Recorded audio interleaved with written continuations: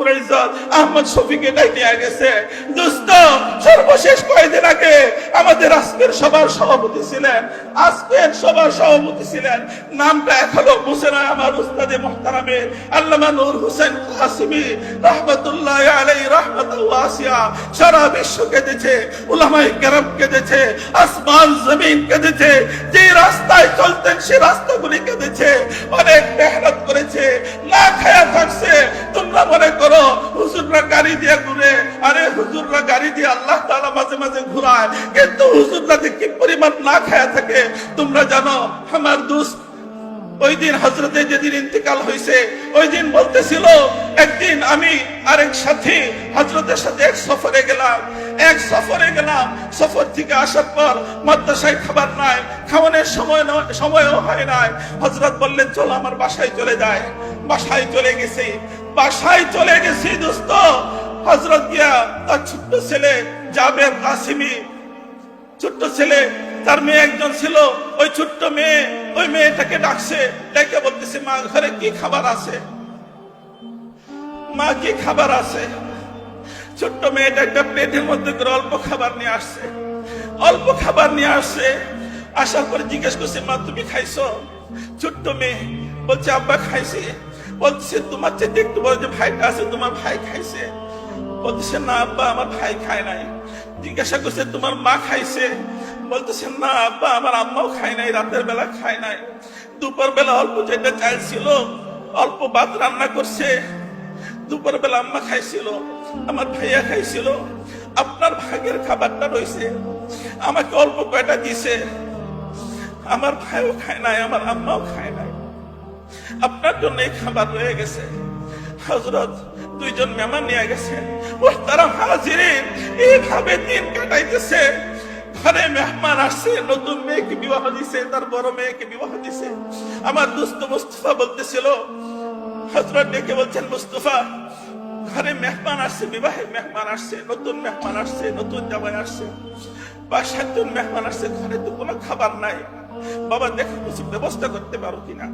আমার সাথী মুস্তাফা বাজারে গিয়ে সব ধরনের বাজার করে হযরতের বাসায় পৌঁছে দিলেন।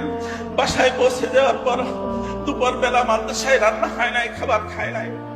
একদিন 2 দিনের ঘটনা না, আমাদের দিনের পরে দিন এরকম গেছে, বাড়িদার মাদ্রাসায় খাবার নাই, ছাত্ররা না খায়া রয়েছে ভাই।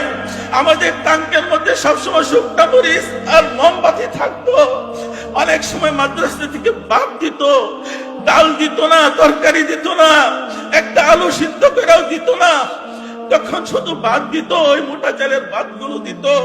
আমরা ট্যাঙ্ক থেকে শুকনা মরিচ বের করে সেরা ওই মোমবাতির মধ্যে চলে সেরা একটু ভর্তা করে খায়া ফেলাইতাম। অনেক সময় যাইতো, দিনের পর দিন যাইতেছে, ভাতও নাই। ওই সময়টা এমন চলতেছিল যে মাদ্রাসায় ভাত নাই, বোর্ডিং এর রান্না বাড়া নাই, কোন রান্না বাড়ি নাই বোর্ডিং এর মধ্যে। আমার ওই দুস্থ হযরতকে বলতেছিল, হুজুর বাসায় তো মেহমান আসছে, আপনি যদি তাদের সাথে দেখা করতে যাইতেন তাহলে তো সৌজন্যতাও রক্ষা হইতো, আর আপনি চাইটা খাইতে পারতেন, আপনিও তো হযরত খাইতেছেন না, আপনার বুড়া মানুষ খিদা লাগছে।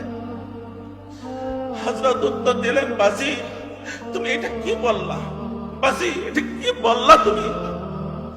আমার সন্তানেরা না খায়া রয়েছে, আমার ছেলেরা না খায়া রয়েছে, আমার এই শত শত ছেলেরা না খায়া রয়েছে। আমি নূর হোসেন কি কইরা সেটা আমার এই কলজাটাকে ভিজাবো, আমার এই পেটের মধ্যে কি কইরা সেটা বাসায় যায় সেটা ভাত ঢুকাবো? তুমি কি আমাকে এরকম নিষ্ঠুর পিতা মনে করলা যে আমি বাসায় দিয়ে খাবো আর আমার সন্তানেরা এখানে না খেয়ে থাকবে? ও দোস্ত, নূর হোসেন কাসিমি এইভাবে না খেয়ে জীবনটা কাটাইছে।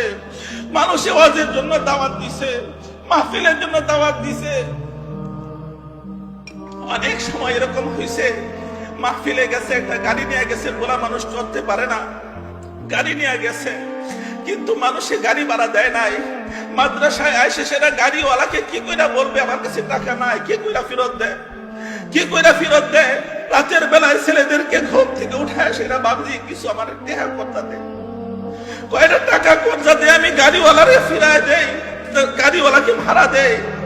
আমি তো দিনের কাজ করে আসছি, উম্মতকে হেদায়েতের কাজ করে আসছি, উম্মতকে শিরক থেকে ফিরানোর জন্য আমি উম্মতের আকীদা দুরুস্ত করার জন্য মেহনত করে আসছি।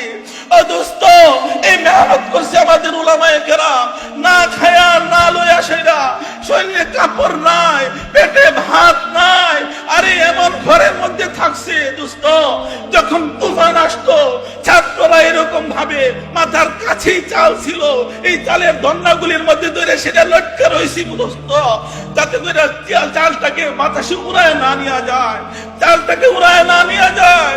এইরকম ভাবে উলামায়ে কেরাম তোমাদেরকে শিরক ফিল আকীদা, শিরক ফিল আমাল থেকে মুক্ত করার জন্য এই মেহনত করছেন।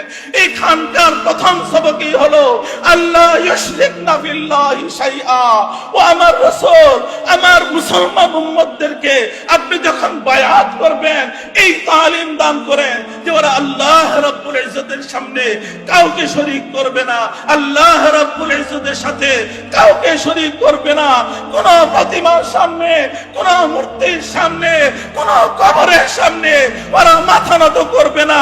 মাথা নত করবে তো এক ওয়াহদাহু লা শারীকা লাহু, আল্লাহ রাব্বুল ইজ্জতের সামনে মাথা নত।